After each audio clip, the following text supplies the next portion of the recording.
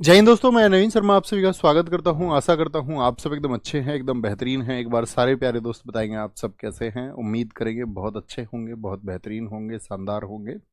और दोस्त, आप जानते ही हैं कल हमने स्पोर्ट्स को शुरू किया था, खेल को शुरू किया था। और मैंने आपको समझाया है कि जहां पर भी भारत का प्रतिनिधित्व किन भी खेलों में होगा वो बहुत इंपॉर्टेंट पार्ट होगा। एग्जाम में हमेशा पूछता है, एसएससी बहुत इंपॉर्टेंट है। और यहाँ पर मैं अगर बताऊँ आप लोगों को कि स्पोर्ट्स को जब आप पढ़ें तो जैसे खेलों के नाम है, कुछ खेलों की आपका जो शब्दावली है, वोकेब्स है, वहाँ तो आप ट्रिक लगा सकते हैं। लेकिन जर्नल आप इसको पढ़ेंगे और आप सोचोगे नहीं जी, इतने सारे डेटा को, कितने स्पोर्ट्स हुए, किसने जीता, मैं इसकी ट्रिक लगा लूँ, तो आप खुद को उलझाएंगे। तो उन ट्रिक्स को लगाने की बजाय यहाँ पर मैं आपसे ये कहूँगा, स्पोर्ट्स जो चैप्टर है इसको पूरे को आपको एकदम ध्यान से एकाग्रता के साथ में पढ़ना है। और इसको लंबे समय तक याद रखने के लिए आपको सिर्फ और सिर्फ स्कैन टेक्निक का इस्तेमाल करना चाहिए। स्कैन का मतलब थोड़ा 5 6 7 8 डेटा पढ़ो आप कि अच्छा ऐसे ऐसे चीज़ें थी, फिर आंख बंद करके मेमोराइज करो। कुछ भूल जाओ तो फिर से देखो, फिर मेमोराइज करो। और इस तरह मेमोराइज करेंगे तो वो डेटा आपके दिमाग में फिक्स होगा। और एग्जाम में जब आपको विकल्प मिलेंगे तो आप बड़ी आसानी से कर पाओगे, है ना। एक बार थम्स अप कर देंगे इस बात पर सारे लोग कि हाँ भैया ऐसा ही हम करेंगे। और यहाँ पर हम बेवजह की ट्रिक्स का प्रयोग नहीं करेंगे, अनावश्यक, नहीं तो सब कुछ हौच पौच हो जाएगा। फिर जो याद होना है वो भी नहीं होगा। हो सकता है ट्रिक तो किसी भी चीज़ की बना लो, कोई अर्थ नहीं है ना। निशु, अभिषेक, आयुष, जया, सरोज, विमलेश, नित्यानंद, साक्षी, RWA, क्या बोला, कुछ था नाम, हेमलता, शिवम, विक्की, वर्षा, विजय एंड दिलीप, कुमारी सोनम, नेहा सिंह, चेतन प्रकाश, सारे प्यारे साथियों का बहुत सारा स्वागत है। तो बहुत ध्यान से समझना है ना, बस एक विवेक की जरूरत है। बस ध्यान से जो फैक्ट्स हैं उनको देखते चलिए, और जो मैं महत्वपूर्ण बताऊं उसको मार्क करना है। ओके, शुरू करेंगे। तो कल तो हमने जाना था पिछला, इसका बैकग्राउंड क्या है ओलंपिक का। आज हमने आपको बताया था कि हम कहाँ से शुरू करेंगे, पेरिस ओलंपिक से। कोई भी छात्र अनावश्यक कमेंट ना करे, ठीक है। बस बहुत ध्यान से बैठ जाइए, फोन को खुद से दूर रखा करो। पेरिस ओलंपिक 2024, ठीक है। कौन से ओलंपिक थे, सारे साथी बताएं मुझे फटाफट से, कौन से नंबर के ओलंपिक ये थे, आंसर आना चाहिए। तो ये हुए 26 जुलाई से 11 अगस्त। ये दिन कितने हुए टोटल, गिन के बताएं मुझे। तो आप कहेंगे भैया एक बार तो क्वेश्चन पूछा गया था, सिलेक्शन पोस्ट जो 12 था उसमें पूछा गया था कि ओलंपिक दिवस दिन, जो ओलंपिक के खेल हैं वो कितने दिन तक आयोजित होते हैं। तो ये 16 दिन का अंतर आपको देखने को मिलेगा। कितने दिन है, 16 डेज। ओलंपिक खेल 16 डेज तक आयोजित होते हैं मैक्सिमम अब तक, ठीक है। और पेरिस में ये कौन से थे, 33वें ग्रीष्मकालीन। देखो ग्रीष्मकालीन क्यों बोलते हैं, ग्रीष्मकालीन का मतलब ये गर्मियों के दिन में होते हैं। जुलाई में गर्मियाँ होती है कि नहीं होती, आप कहेंगे हाँ जी। तो इनको समर ओलंपिक कहा जाता है। जो सर्दियों में होंगे उनको विंटर बोलते हैं फिर, है ना। वो शीतकालीन होते हैं, उनको हम आगे चल के पढ़ेंगे, ठीक है। नोट, हैंडबॉल, फुटबॉल और रग्बी 24 जुलाई से ही शुरू हो गए थे। यानी ओलंपिक खेलों के शुरू होने से पहले ये शुरू हो गए, लेकिन मेन ओलंपिक शुरू हुए 26 जुलाई से, 3 स्पोर्ट्स के अलावा। पेरिस में इस बार हुए तो पेरिस में 3 बार हो चुके हैं। पेरिस 3 ग्रीष्मकालीन ओलंपिक का आयोजन कर चुका है। ये बहुत इंपॉर्टेंट रहेगा क्योंकि पेरिस में हुए ना, तो पूछेगा पेरिस ने कौन सी बार, कौन सा टाइम था पेरिस का ये कि उसने ओलंपिक खेलों को हेल्ड किया। तो आप कहेंगे कि उसमें आयोजन जो हुआ तीसरी बार हुआ। पहले तो क्या हुआ, 1896 में कहाँ पर हुए थे ओलंपिक, बोलो। तो आप सब कहेंगे भैया 1896 में एथेंस में हुए थे, 1896 में। तो जो दूसरे ओलंपिक थे, तो 1900 में दूसरे हुए होंगे, यस और नो, आप कहेंगे हाँ जी। तो सेकंड वाले 1924 में आपका साथी। और अब 1924 के 100 साल के बाद में, तो 100 वर्षों के बाद में, जैसे कॉमनवेल्थ होंगे, कॉमनवेल्थ गेम्स जो होंगे 2030 वाले, वो 1930 का रिपीटेशन होगा हैमिल्टन कनाडा का। तो भाई 100 साल हो रहे हैं, तो इसीलिए जिम्मेदारी दी गई पेरिस को कि भाई आप 100वें को बनाइए, ठीक है। और ठीक आंसर दिया राखी, बहुत अच्छा आंसर दिया, ठीक है। पेरिस 3 ग्रीष्मकालीन ओलंपिक कर चुका है और मेजबानी करने वाला ये दूसरा शहर बन गया है। दूसरा शहर मतलब क्या, पहले भी कोई एक शहर रहा है, तो आप कहेंगे हाँ, लंदन भी 3 बार कर चुका है। अब मुझे बताइए कल अमेरिका कितनी बार, मैंने आपको बताया था कि अमेरिका में ओलंपिक कितनी बार हो चुके हैं।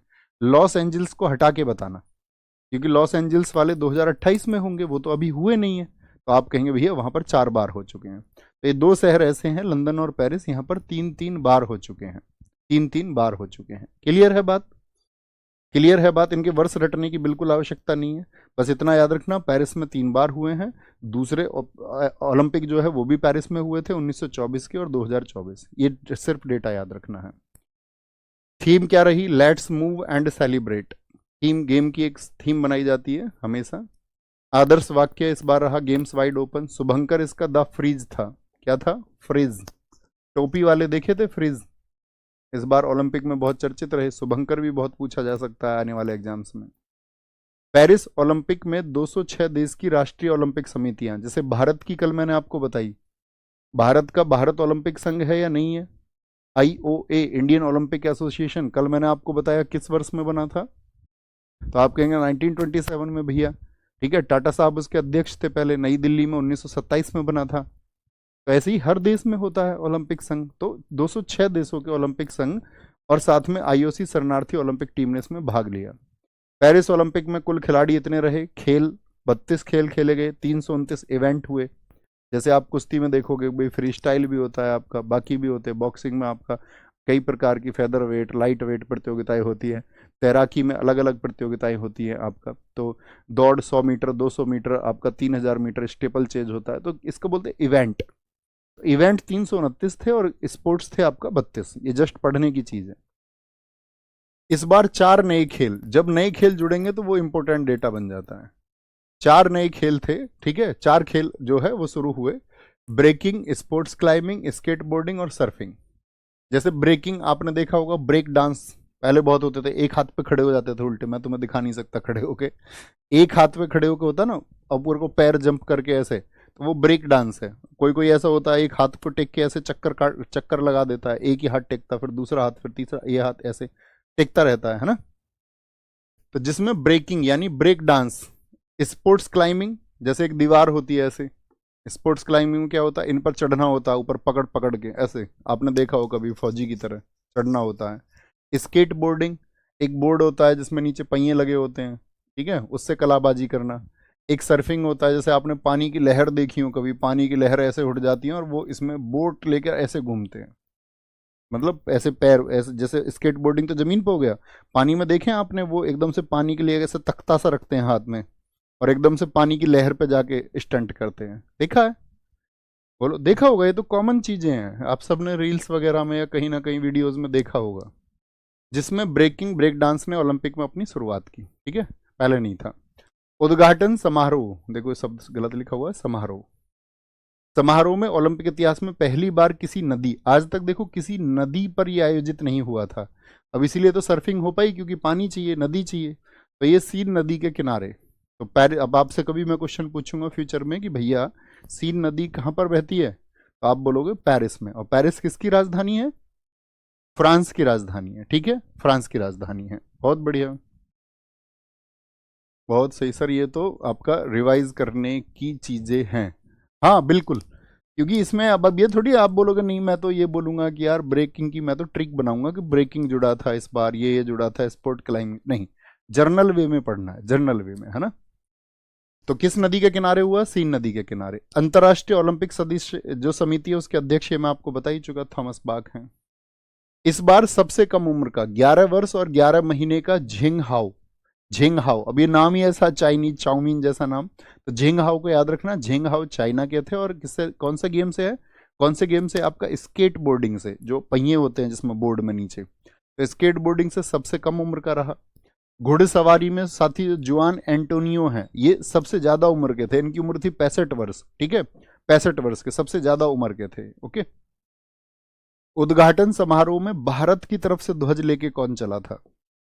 जब कभी भी मैंने बताया तो उद्घाटन यानी कि ओपनिंग है, ये ओपनिंग सेरेमनी है। तो भारत में क्या होता है, भारत अपनी तरफ से कुछ खिलाड़ियों को बताएगा कि भाई हमारी तरफ से हमारे फ्लैग बियरर ये रहेंगे। अब मेरा यहाँ पर क्वेश्चन रहेगा, बताओ भारत की पहली फ्लैग बियरर कौन बताई थी मैंने कल आपको?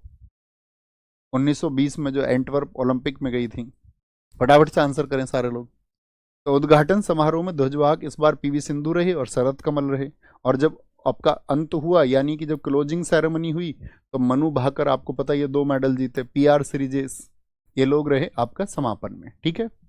जब उद्घाटन था तो भारत, जो ऐसे देश होते हैं जो आपका जिस देश में है वो सबसे आगे रहेगा, उसके पीछे अन्य देश होते हैं, ऐसे अन्य देशों के डेलीगेशंस होते हैं ऐसे। तो भारत जो है आपका कॉल सीट पर 84वें नंबर पर उद्घाटन में, और समापन में हम 85वें स्थान पर रहे, 85वें पर।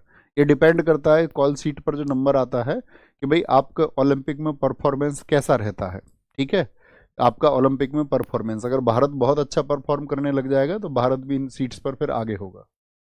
ठीक है, एक बहुत इंपॉर्टेंट चीज रही, अभिनव बिंद्रा पेरिस ओलंपिक 2024 में भारत की तरफ से मसाल वाहक थे। और इस बार आईओसी इंटरनेशनल ओलंपिक कमेटी, बताओ कब स्थापना हुई थी इसकी, 23 जून 1894। इसने ओलंपिक ऑर्डर पुरस्कार दिया। तो ये पूरे देश के लिए गर्व की बात थी, क्योंकि जो ओलंपिक ऑर्डर अवार्ड है ना साथी, वो अब तक सिर्फ और सिर्फ 2 भारतीयों को मिला है। तो बताओ पहले कौन थे, ये दूसरे हैं। तो पहले याद रख लेना, ऐसे ही साथी ये सम्मान जरूरी नहीं है वो खिलाड़ी को ही दिया जाएगा, एक सम्मान किसी को भी दिया जा सकता है आईओसी की तरफ से। तो ये पहला सम्मान इंदिरा गांधी जी को दिया गया था हमारे देश में। तो ओलंपिक ऑर्डर कभी भी क्वेश्चन बनेगा सबसे पहले किसको दिया गया था, तो आप कहेंगे इंदिरा गांधी जी को दिया गया था, इंदिरा गांधी जी को दिया गया था। बहुत बढ़िया वंदना जी, बहुत सारा थैंक यू। इसी ऊर्जा के साथ आगे बढ़ते रहिए, अच्छे से पढ़ते रहिए। ठीक है, बाकी बातें कम किया करो, मेरी रिक्वेस्ट रहती है आप सब लोगों से हमेशा कि भैया बातें कम, बातें कम, बातें कम। तो सबसे पहले किसको मिला था, इसके पूर्व में भारतीय प्रधानमंत्री इंदिरा गांधी जी को भी यह अवार्ड मिला था। तो कॉमन सी बात हो गई छोटी। अब जैसे इसको मेमोराइज कैसे करेंगे, जो हम पढ़ेंगे तो हम आराम से पढ़ेंगे। आपने बताया भैया कि लगभग 16 दिन, ऐसे मोटी इमेज बनाया करो भैया, 16 दिन के होते हैं, इस बार जुलाई में हुए थे। और आपका कुछ खेल ऐसे थे जैसे हैंडबॉल हो गया, आपका फुटबॉल, रग्बी, ये पहले शुरू हो गए थे 24 तारीख से, और बाकी आपका 26 से शुरू हुए थे, 11 तक चले थे। ठीक है, फिर आप बोलेंगे इस बार 4 गेम रहे थे नए। 4 नए गेम कौन कौन से मैंने आपको बताया, ब्रेक डांस हो गया, स्केट बोर्ड हो गया, आपका सर्फिंग हो गया, सर्फिंग हो गया है ना, ये बताए थे ना, स्केट बोर्डिंग। एक और बताया था वो मुझे याद नहीं आ रहा, तो आप बताओ। अब मैं क्या करूंगा, जब मुझे एक याद नहीं आया तो मैं सोचूंगा, अब सोचने पे भी याद नहीं आया तो फिर मैं आगे खोल के एक बार देखूंगा उसको अपने मतलब पेपर को। फिर मुझे ध्यान आएगा कि यार अब की बार भी जो है एक नाम कौन सा मैं भूल गया था, तो आप कहेंगे इसमें एक नाम आ गया, एक तो ब्रेक डांस था भाई। ठीक है, ब्रेकिंग जिसको हमने कहा था, ब्रेकिंग हो जाएगा एक तो आपका। एक हमने बताया क्या, स्केट बोर्डिंग हो जाएगा। एक आपका भैया फिर आपको याद आएगा स्पोर्ट क्लाइंबिंग, हम भूल गए, स्पोर्ट क्लाइंबिंग ऊपर चढ़ने वाला। तो ये मेमोरी को शार्प करने का सबसे अच्छा तरीका है कि भैया 4 खेल जोड़े गए थे। ठीक है, और कहाँ पर हुआ, पेरिस में, सीन नदी के किनारे हुआ आपका। इंपॉर्टेंट चीज है, भारत की तरफ से ध्वजवाहक कौन रहे, तो आप बोलेंगे भैया पीवी सिंधु थी और शरद कमल थे। समापन में कौन रहे, तो पीआर श्रीजेश थे, और साथ में आपका भारत की इस बार शूटर मनु भाकर थी। ओलंपिक ऑर्डर अवार्ड किसको मिला, तो इस बार मिला आपका किसको, अभिनव बिंद्रा जी को। अब मेरा क्वेश्चन आपसे ये है, मुझे बताओ अभिनव बिंद्रा को जो गोल्ड मेडल मिला था वो कौन से ओलंपिक में मिला था, आंसर आना चाहिए। गगन नारंग इस बार सेफडी मिशन के लिए हो रहे। पेरिस ओलंपिक के लिए भारत का हैशटैग था, वही हमें अगर इंडिया को सपोर्ट करना है तो एक हैशटैग चला था। हैशटैग कहां पर चलता है, बताओ कौन सी सोशल साइट पे चलता है हैशटैग, तो आप कहोगे भैया ट्विटर पे चलता है, कि किसी भी चीज को आपको आवाज उठानी है तो वो ट्विटर पे हैशटैग चलता है। जैसे कोई मुद्दा आपको बताना है, तो ओलंपिक में हम भारत को सपोर्ट कैसे करें, तो चीयर फॉर भारत। भारतीय दल इस बार हमारे 117 खिलाड़ी थे। ठीक है, 117 खिलाड़ी थे हमारे, जिसमें 80 पुरुष थे, 80, 80, एक 80 पुरुष थे। ठीक है, 80 कर लेना भैया इसको, 20 नहीं, 80। और 47 महिलाएं थी। 65 हमने इवेंट्स में भाग लिया, और 65 इवेंट्स वो 16 स्पोर्ट्स के थे। कभी नहीं पूछे जाते इस तरह की चीजें। भैया मेडल मत भूलना कौन कौन लेके आया भारत के लिए, ये इंपॉर्टेंट रहेगा।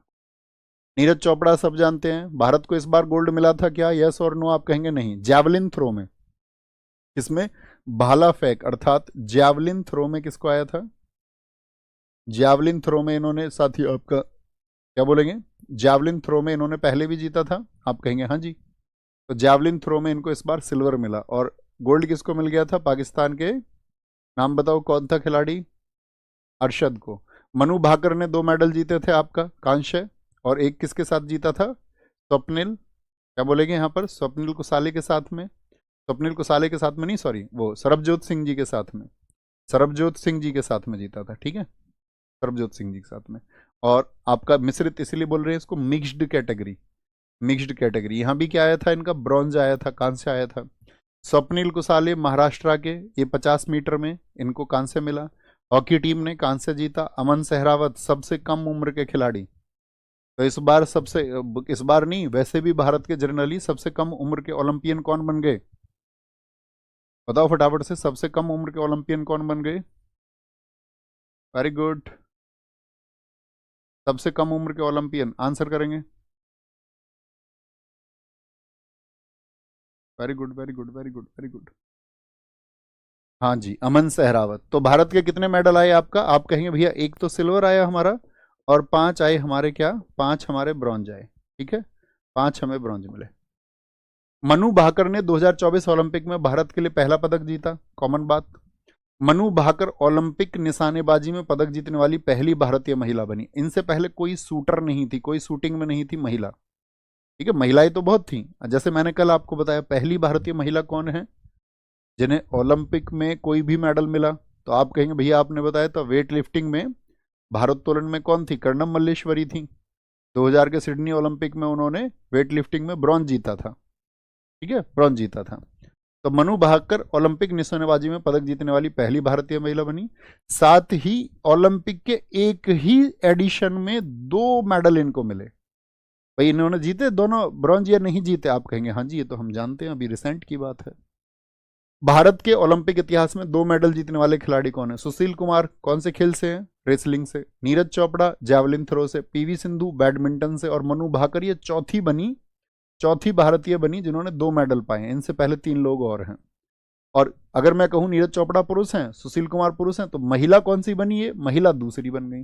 पहली महिला पीवी सिंधु थी। अमन सहरावत भारत के सबसे युवा ओलंपिक पदक विजेता बने 21 की एज में। नीरज चोपड़ा ने पेरिस ओलंपिक में जो साथी जैवलिन थ्रो में कितना भाला फेंका था? 89.45। और मुझे बताइए अगर मैं आपसे पूछूं कि इन्होंने टोक्यो ओलंपिक में भाला कितना फेंका था, तो आप कहेंगे 88.58 मीटर भैया भाला इन्होंने वहां पर फेंका था। समझ रहे? कॉमन सी बातें हैं, कोई ऐसी बड़ी बात तो नहीं है ना। बड़े ध्यान से देखना, तो रिकॉर्ड है तो ये पूछा जा सकता है, ऐसी चीजों को मार्क करके रखना है।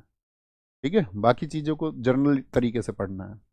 विनेश फोगाट, इनका केस आपको याद ही है कि 100 ग्राम ये वेट से बाहर कर दी गई थी। मेडल तो इनका तय था लेकिन अयोग्य घोषित कर दिया गया। उसके बाद में उन्होंने जो है आपका जाकर के जो आपका क्या बोलते हैं उसको, CAS बोलते हैं जो है ना, जो आर्बिट्रेशन फॉर स्पोर्ट है, वहाँ जाकर के उन्होंने अपनी डिमांड भी रखी थी लेकिन उनको खारिज कर दिया गया और बेचारी इतनी टूट गई थी कि फिर उन्होंने संन्यास ले लिया था। ठीक है, डिजर्व करती थी इस बार, भारत को पूरी उम्मीदें थी कि भाई गोल्ड जीतेंगे, लेकिन एक वजन की वजह से उनको बाहर कर दिया गया। साथ ही विनेश फोगाट ने कुश्ती से संन्यास लेने की घोषणा कर दी। हरमनप्रीत सिंह की अगुवाई वाली हॉकी टीम ने क्या जीता था भारत के लिए? कैप्टन कौन थे? हरमनप्रीत सिंह। तो इन्होंने भी साथी भारत को क्या है आपका हॉकी में 13वां मेडल दिलाया। देखो, क्योंकि हमारे मेडल ये तो याद ही रखेंगे आप, इस बार 6 थे, 1 सिल्वर था, 5 ब्रॉन्ज थे। अब ये तो नहीं बोल दोगे ना भैया 13 मेडल कहाँ से, तो 13वां ये हॉकी का है। क्योंकि मैंने आपको कल बताए थे 8 क्या है हॉकी में गोल्ड। कब मिला था हॉकी का पहला गोल्ड? 1928, 32, 36, फिर उसके बाद 48, फिर 52, फिर आपका 56, फिर 60। 60 में जीते थे क्या हम? नहीं भैया, 60 का कैंसिल याद रखना है ना। 64 में हम जीते थे और 1980 में मॉस्को में। तो 8 तो गोल्ड है हमारे, 1 सिल्वर और 4 कांस्य। टोक्यो में भी हमको कांस्य ही मिला था। भारतीय टीम सेमीफाइनल में जर्मनी से हार गई हमारी, नहीं तो हमें सिल्वर मिल जाता। लेकिन कांस्य पदक के लिए जो हमारा ब्रॉन्ज मेडल के लिए मैच हुआ था उसमें हमने किसको? स्पेन को हरा दिया था और अब इसीलिए ब्रॉन्ज मिला हॉकी टीम को। भारत की ओर से जो रिलायंस फाउंडेशन की फाउंडर हैं नीता अंबानी, उनको साथ ही IOC का सदस्य चुना गया है। जो इंटरनेशनल ओलंपिक कमेटी है ये दुनिया भर से अपने सदस्यों को चुनती है और नीता अंबानी को भी चुन रखा है। नीता अंबानी भैया कोई खेल जानती हैं क्या खेलना? तो आप कहेंगे नहीं, एक सम्मान के तौर पर। ठीक है, एक सम्मान के तौर पर चुना जाता है और वो दुनिया में से किसी को भी चुन सकते हैं, जरूरी नहीं है वो कोई स्पोर्ट्स पर्सन ही हो, है ना। तो पेरिस में इंडिया हाउस का उद्घाटन भी हुआ। पेरिस में एक इंडिया हाउस बनाया गया आपका रिलायंस की भारत सरकार की तरफ से।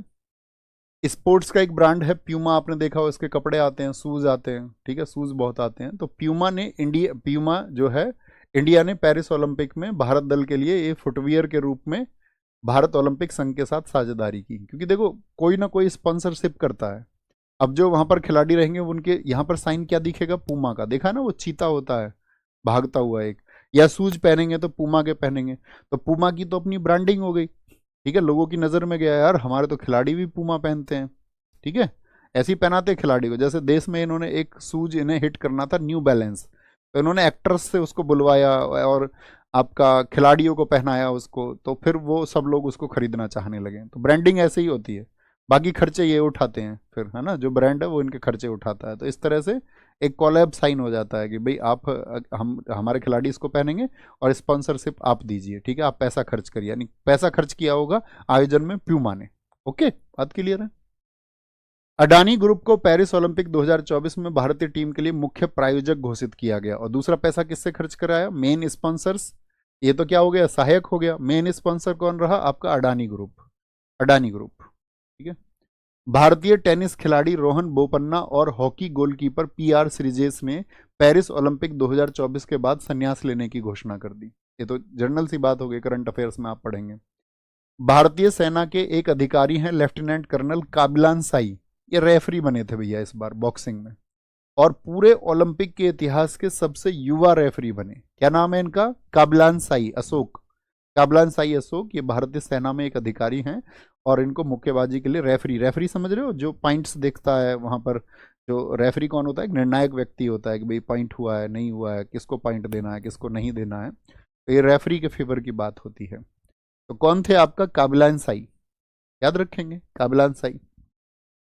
ज्योति याराजी ओलंपिक में 100 मीटर बाढ़ा दौड़ में हिस्सा लेने वाली प्रथम भारतीय महिला एथलीट होंगी। होंगी क्या, अब तो हो चुके, तो थी। अब देखो, कुछ जिनको मेडल मिलता है उनको एग्जाम में ज्यादा पूछा जाता है, जो मेडल से चूक गए उनको एग्जाम में तो नहीं पूछा जाएगा, लेकिन आप एक बार उनको याद रखना, है ना, एक एक बार जरूर पढ़ लेना भी कौन कौन चूक गए थे। जैसे अविनाश सांबले, ये 11वें नंबर पर रह गए थे। इन लोगों से मतलब उम्मीदें थी भारत को ये मेडल लेके आएंगे। स्टीपल चेज होती है पैदल, ऐसे चाल होती है पैदल चाल ऐसे, तो उसमें आपका 3000 मीटर में 11वें नंबर पर रह गए। मेडल में सबसे ज्यादा मेडल किसको मिले? अमेरिका और चाइना को। देखो गोल्ड दोनों के बराबर है, लेकिन फिर किसको देखा जाएगा? फिर सिल्वर को देखा जाएगा। तो सिल्वर इसके ज्यादा हो गए, तो पहला स्थान किसका रहा? अमेरिका का। एक तो पहला स्थान याद रख लेना, ठीक है। और भारत का स्थान क्या रहा? भारत का स्थान क्या रहा? 71। मेडल तो हमको मिले 6, पाकिस्तान ने सिर्फ एक गोल्ड जीत लिया, तो गोल्ड को पहले नंबर पर रखा जाता है। तो गोल्ड चूंकि भारत का नहीं है तो पाकिस्तान को। अब पाकिस्तान के बराबर ऐसे भी दो लोग थे ना जिनको एक एक गोल्ड मिला, पाकिस्तान को भी, और वो दूसरा दोस्त दूसरा कौन सा था? तो आप कहेंगे डोमिनिका था।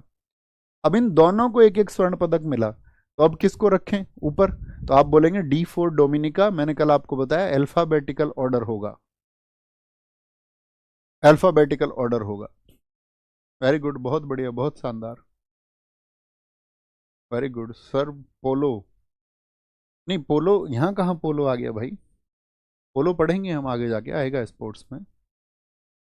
चलो यहाँ देखेंगे, डोमिनिका और पाकिस्तान में एक एक स्वर्ण पदक जीता, लेकिन वर्णमाला व्यवस्था, इसको बोलते हैं अल्फाबेटिकल ऑर्डर। भाई डी पहले आएगा या पी पहले आएगा? तो आप कहेंगे फोर्थ लेटर है भैया, ठीक है। और ये क्या होता है आपका? ये तो आपका 15th लेटर होता है ना यही होता है ना। ओ नहीं, पी 15 कहाँ, 16th होता है। मैं ही भूल गया रीजनिंग के लेटर, इतने दिन हो गए तो क्या बोलेंगे इसको भैया? आपका कौन सा स्थान दे दिया गया? डोमिनिका को 61वां स्थान और पाकिस्तान को 62वां। ये तो कॉमन बात है, एग्जाम में आपसे नहीं पूछा है, बस समझ के लिए लिखा गया है हमारे द्वारा।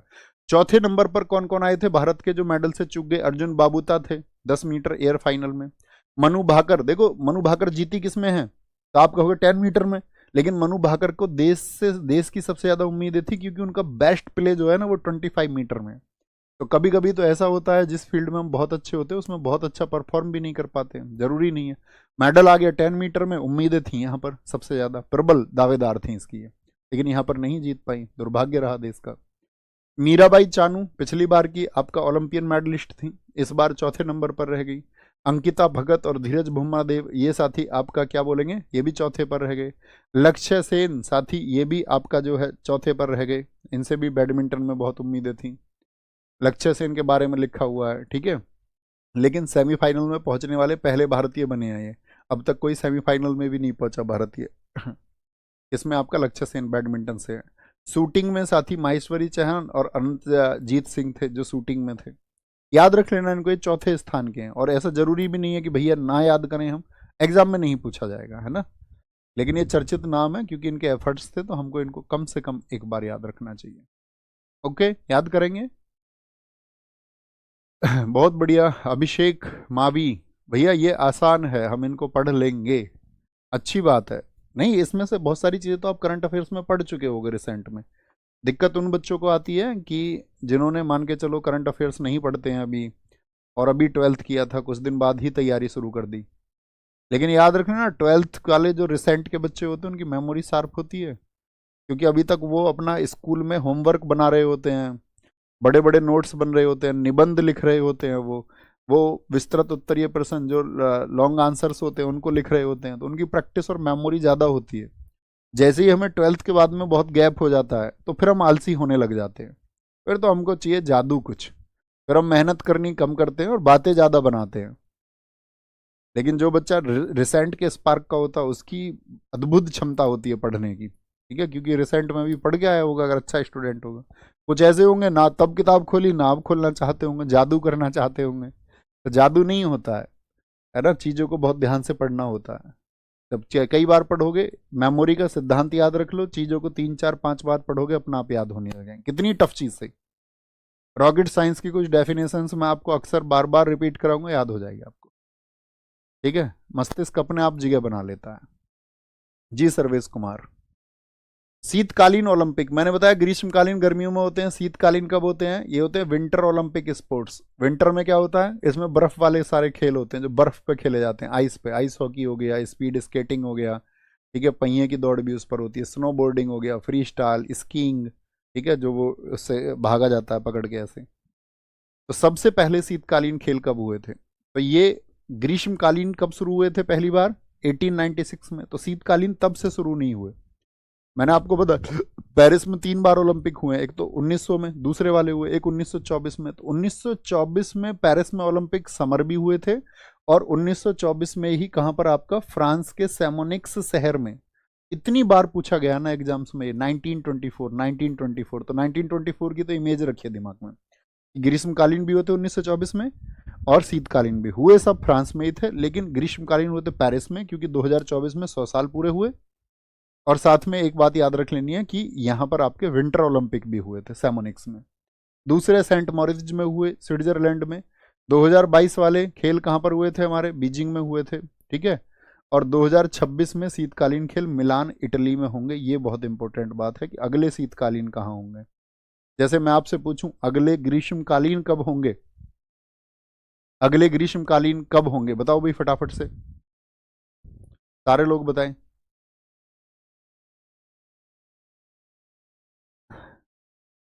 नसीम भाई एकदम ठीक है, वेरी गुड, बहुत बढ़िया। तो क्या बोलेंगे भैया, वो होंगे हमारे 2028 लॉस एंजल्स में, ओके। भारत ने जो पार्टिसिपेट किया है 1964 से किया है शीतकालीन खेलों में, शीतकालीन खेलों में। अब एक आएंगे पैरालंपिक गेम्स। पैरालंपिक गेम्स मुझे बताओ किन के लिए हैं। पैरालंपिक जो पैरा एथलीट्स हैं, मतलब भाई जिनके शरीर में कोई अक्षमता है, जिनको हम दिव्यांग कहते हैं, विकलांग कहते हैं, मान के चलो बॉडी में कहीं ना कहीं कोई विकार है, ठीक है, बॉडी में कुछ ना कुछ आपका विकार हो गया है, तो उस वैसे खिलाड़ियों को बोलते हैं कि भाई उनको भी तो मौका मिलना चाहिए स्पोर्ट्स में, या नहीं मिलना चाहिए। या उनसे कह दिया कि भैया आपको विकलांगता या दिव्यांगता है तो आप नहीं खेलेंगे, तो आप कहेंगे हैंडीकैप्ड लोगों को भी मौका मिलता है कि भाई वो भी अपनी प्रतिभा को अपने जैसे लोगों में सिद्ध करके दिखाएं, तो उनको पैरालंपिक गेम्स बोलते हैं। तो पैरालंपिक गेम्स विकलांग एथलीटों और सामाजिक परिवर्तन के लिए सबसे बड़ा अंतर्राष्ट्रीय आयोजन है। सामाजिक परिवर्तन क्यों, क्योंकि इनको भी आगे बढ़ने का, ऐसा ना हो कि समझे कि समाज में हम तो जो है पिछड़ेपन का शिकार हैं। विशाल जी बहुत सारा प्यार मेरे साथी। और एक ही मेजबान शहर में प्रत्येक ओलंपिक खेलों के तुरंत बाद होता है। जैसे पेरिस में क्या हुए, पेरिस में क्या हुए थे आपका 2024 में, ओलंपिक हुए या नहीं हुए, आप कहेंगे जी भैया ओलंपिक हुए। तो पैरालंपिक भी कहां पर होंगे, तो पैरालंपिक भी आपका साथी पेरिस में समर तो हो ही गए, यानी कि आपका समर तो होंगे ही, ग्रीष्मकालीन भी, और साथ में आपका पैरालंपिक भी यहीं पर होंगे, पैरालंपिक भी, ठीक है, सेम पैरालंपिक भी यहां पर होंगे। ये आपको बात याद रखनी है। यानी कि जैसे मैं आपसे पूछूं कि मैं जर्नल से क्वेश्चन पूछता हूं 2016 में पैरालंपिक खेल कहां पर आयोजित हुए होंगे, तो जहां पर 2016 में ओलंपिक आयोजित हुए होंगे, 2016 में, तो 2016 में ओलंपिक कहां पर आयोजित हुए होंगे, तो आप कहेंगे रियो डी जेनेरियो में। तो सेम सेम आपका प्लेस पर होता है, पर पहले क्या होंगे, पहले ओलंपिक होंगे और उसके बाद में प्यारे साथी फिर आपका पैरालंपिक होंगे, ठीक है। पैरालंपिक गेम होते हैं, कितने वर्ष के अंतर पर होते होंगे फिर ये भी, तो 4 वर्ष के अंतर पर होंगे। जैसे ओलंपिक के लिए है इंटरनेशनल ओलंपिक कमेटी, इसी तरह पैरालंपिक के लिए अंतर्राष्ट्रीय पैरालंपिक कमेटी है। इसको बोलते हैं इंटरनेशनल पैरालंपिक कमेटी, आईपीसी, इसकी स्थापना 1989 में हुई और ये जर्मनी के साथ ही आपका कहां पर, डुसेल्डॉर्फ नगर में हुई थी, जिसका हेडक्वार्टर है बॉन, जर्मनी में। जैसे कल आईओसी का हेडक्वार्टर मैंने आपको बताया, कहां पर बताया था, लुसाने में है, स्विट्जरलैंड में। भारतीय ओलंपिक संघ का नई दिल्ली में है। ऐसे ही पैरालंपिक के लिए जो है उसका हेडक्वार्टर बॉन, जर्मनी में है। ठीक है, बॉन, जर्मनी। वर्तमान में इसके अध्यक्ष कौन है, एंड्रयू पार्सन्स, ये सब नहीं पूछे जाएंगे। उपाध्यक्ष द्वान काले हैं। ऐसे ही राष्ट्रीय पैरालंपिक समिति, इसको बोलते हैं पीसीआई, यानी कि पैरालंपिक कमेटी ऑफ इंडिया। ठीक है, या नेशनल पैरालंपिक कमेटी भी इसको बोल सकते हैं आप, एनपीसी। ये इंपॉर्टेंट बात रहेगी। ये बनी थी 1992 में और भारतीय शारीरिक विकलांग खेल महासंघ बनाया गया था एक, कि भाई विकलांग लोगों को चिन्हित करो और उनको भी आगे बढ़ाया जाए। ठीक है, उनके भी आगे बढ़ने का काम हो। अब पैरालंपिक में भारत की क्या परफॉर्मेंस रही है, इस सबको हम जानेंगे। मेरे हिसाब से हमारी छोटी छोटी कक्षाएं हम करते चलेंगे और बस आप सारे लोगों को ये धैर्य रखना है हमेशा कि भैया ये स्टैटिक जीके है, इसको हमको चीज़ों को रिपीट ज़्यादा करना है, रिवाइज बहुत बार करना है। तो बस मैं अच्छे स्टूडेंट से तो हमेशा ये उम्मीद करता रहूँगा, क्योंकि इसमें अब ऐसा कुछ नहीं है। जो सिखाने वाली बात है वो मैं आपको बता ही देता हूँ कि ये जानने वाली बात है। बाकी आप इनकी प्लीज ट्रिक्स मत बताना कि मैं तो भैया आईपीसी का अध्यक्ष को ट्रिक से याद करूँगा, उपाध्यक्ष को भी, तो कुछ याद नहीं कर पाओगे फिर। तो जर्नल वे में एक बार पढ़ लीजिए, मैं जो आपको महत्वपूर्ण चीज़ें बता रहा हूँ कि ये चीज़ें इसमें महत्वपूर्ण हैं, तो उन चीज़ों को बार बार रिवाइज करना है। ठीक है, आपकी कोई अन्य बात हो तो आप मुझे बता सकते हैं और लिख सकते हैं उसको कि भाई ये बात है हमारी तरफ से। ठीक है, बाकी एक बार ये ज़रूर बताएं आप सबकी पढ़ाई कैसी चल रही है, क्योंकि दोस्त जब एग्ज़ाम डिले होता है ना, तो देखो मैंने आपको पहले भी बताया, बहुत सारे स्टूडेंट्स तो ऐसे होंगे जो एग्ज़ाम से पहले जागेंगे। आप इसीलिए विशेष हो क्योंकि आप पहले जाग चुके हो। जब वो अपनी तैयारी करेंगे तो आप देखोगे आप उतने टाइम में, क्योंकि शुरुआत की तैयारी में समय लगता है। यहाँ पर तो ऐसा होता है यार मन नहीं कर रहा, ये तो बड़ा बोरिंग सा टॉपिक है, इसको क्यों ही पढ़ूँ, इसको छोड़ देता हूँ। लेकिन आपके पास अभी समय है। अगर आप चीज़ों को पढ़ भी लेंगे तो जब आप रिवाइज करोगे ना, तो आप देखोगे इतनी देर में कोई शुरुआत करेगा ना नई एनर्जी के साथ, आप चीज़ों को 3 बार रिवाइज कर लोगे, 2 बार रिवाइज कर लोगे कम से कम उतने ही समय में। तो ये फ़ायदा होता है। तो इसलिए बहुत हौसले के साथ में, और खुद पर विश्वास सबसे ज़्यादा ज़रूरी है। ठीक है, आप बेशक किसी भी बैकग्राउंड से आते हो, हिंदी मीडियम, इंग्लिश मीडियम, या कमज़ोर हालात हों आपके, चाहे आप पैसे वाले हों, क्योंकि दिल्ली पुलिस तो हमारे यहाँ नियर बाई वेस्ट यूपी में ड्रीम होता है, अच्छे अच्छे घरों के साथी भी हमारे जाते हैं। तो कुछ भी आपकी स्थितियाँ हों, लेकिन एक सबसे ज़्यादा ज़रूरत होगी आपको आशा की, खुद पे भरोसे की कि हाँ आई कैन डू, मैं ये कर सकता हूँ। ठीक है, वो सबसे ज़रूरी चीज़ है। वो बोलने में आसान लगता है, लेकिन सच में मैं वही कहता हूँ आपसे कि जब आप डेली विश्राम के लिए जाएं, या जब शाम हो, जब रात हो, तो आप एक बार ज़रूर एक दीवार पे एक स्लोगन चिपका के रखिए अपनी लाइब्रेरी में कि मैं जो तैयारी कर रहा हूँ, मैं उसके लिए अपने आप को खरा उतार पाता हूँ हर रोज़ या नहीं। हर रोज़ के प्रयास के मायने हैं साथी, थोड़े थोड़े प्रयास के मायने हैं। तो जब आपको लगेगा कि सेटिस्फाई होंगे आप कि हाँ यार मैं मेहनत करता हूँ हर रोज़, तो आप देखेंगे आपका सेटिस्फेक्शन लेवल अपने आप बढ़ता चला जाएगा, आप संतुष्ट होते चले जाएंगे स्वयं। लेकिन जब आप शिकायतों से घेरेंगे खुद को, और जब पढ़ेंगे नहीं, यार मैंने तो आज पढ़ा ही नहीं, यार मुझे तो याद ही नहीं होता, मुझे तो रिवाइज करने का समय नहीं मिलता, और जब इस तरह की चीज़ों में आप फंसे रहेंगे, तो फिर नेगेटिव एनर्जी क्रिएट होगी। तो एनर्जी आपके आसपास कैसी रहेगी, आपकी इंटरनल एनर्जी कैसी रहेगी, डिपेंड करेगा आपके ऊपर। ठीक है, आप किस मनोवृत्ति के व्यक्ति हैं। तो कैसी भी मनोवृत्ति के हैं तो थोड़े आसान्वित होइए। ठीक है, निराशावाद से आशावाद की ओर चलिए और अपना ख्याल रखिए बहुत सारा। बहुत बढ़िया जी, बहुत शानदार। अभिषेक वेरी गुड, कल्पना, सगुन, मिस्टर खिलाड़ी very good. Okay, bye bye, take care, जय हिंद, जय भारत। मिलते हैं कल आगे, फिर हम पढ़ेंगे पैरालंपिक्स को और धीरे धीरे आगे बढ़ते रहेंगे। बहुत जल्दी से आपको भागने की ज़रूरत नहीं है, बस धैर्य के साथ में पढ़ा करो। Okay, thank you.